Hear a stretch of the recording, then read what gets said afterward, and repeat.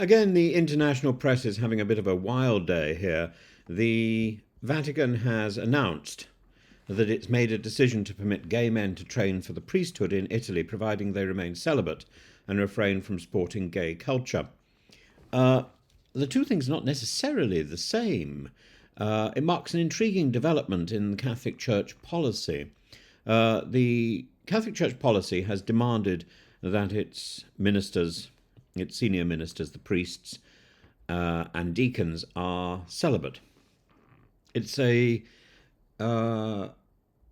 it's not part of traditional sort of original church practice, where many priests were married, some popes were married, but it's something that gradually developed in the Catholic Church from about the 11th century onwards. And the decision to allow gay men to put themselves forward for the priesthood, it seems very liberal, but it represents less of a revolution and more of a formalisation of assumptions that have simmered for years within the Catholic Church.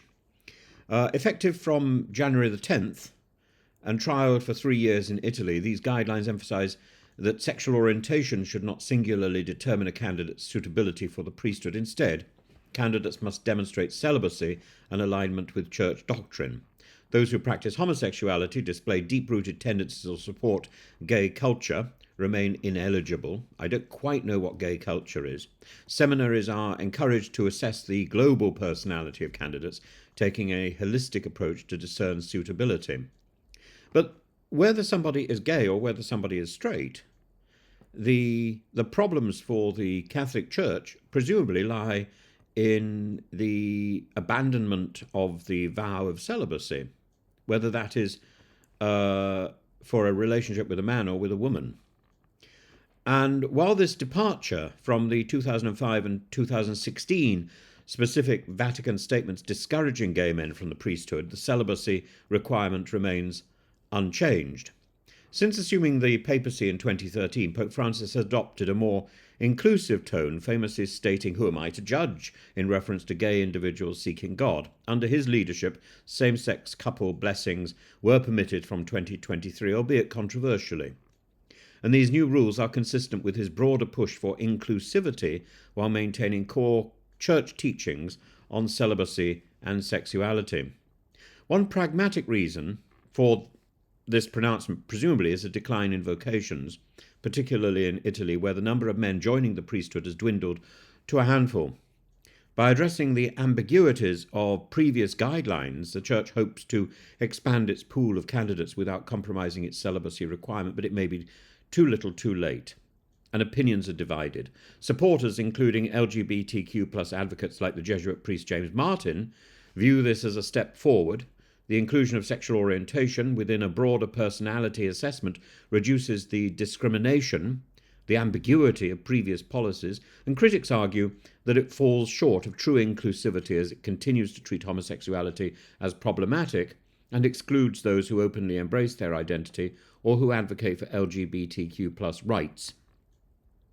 I don't see the problem with advocating for LGBTQ plus rights in the same way as surely one should be advocating for human rights for straight couples. The issue in the Catholic priesthood is celibacy, not humanity. And this issue draws attention to the Church's complex relationship with homosexuality, and investigative works like Friedrich Martel's In the Closet of the Vatican highlight the pervasive presence of covert homosexuality among clergy, despite official condemnations. This dynamic fosters a culture of secrecy and hypocrisy, and has done for years, and it undermines the Church's moral authority on issues of sexuality.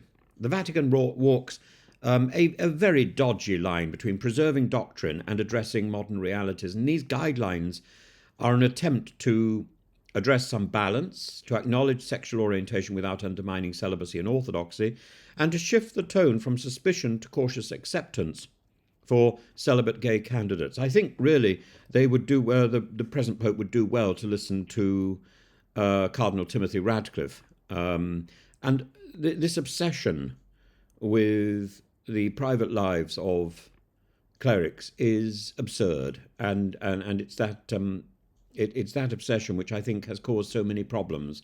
The culture of secrecy is not a culture that is healthy, and the language regarding gay culture and deeply rooted tendencies reveals lingering discomfort and resistance and nastiness towards the LGBTQ plus community. The shift has theological, ethical, and practical consequences. For candidates, it opens the door for gay men who can reconcile celibacy with their faith. For the Church, it tests its capacity to integrate modern perspectives while holding on to its traditions. For LGBTQ plus Catholics, it offers hope, but also underscores the limitations of progress within this terribly backward institution. While these new rules mark an evolution, they are not a revolution. They clarify ambiguities, but stop short of reimagining the Church's stance on sexuality. Whether this is a cautious step forward or a missed opportunity depends on one's perspective. What is clear is that the Catholic Church, under Pope Francis, continues to grapple with the delicate balance between inclusion and tradition, striving to remain relevant in a rapidly changing world.